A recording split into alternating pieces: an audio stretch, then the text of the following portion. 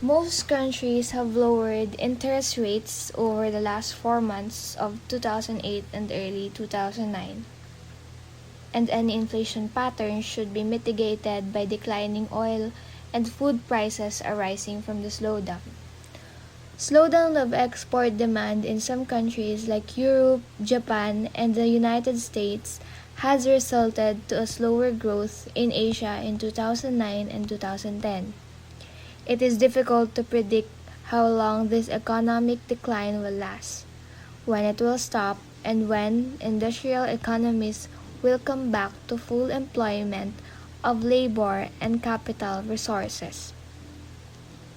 This contrasts sharply with the macroeconomic situation encountered by policymakers at the beginning of the financial crisis in 1997, where budgets have been in deficit and foreign exchange reserves were depleted as a factor of exchange rate maintenance or reinforcement efforts. However, Asia is in good shape to offset those shortcomings in the foreign sector with monetary and fiscal stimulus.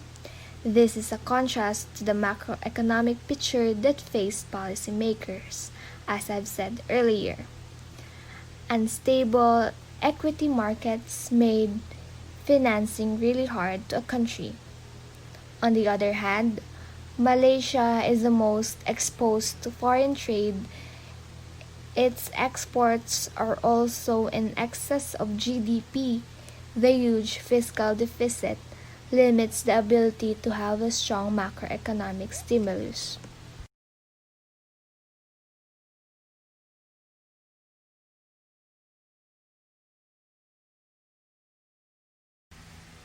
This table shows the percentage of the growth in selected Asian economies.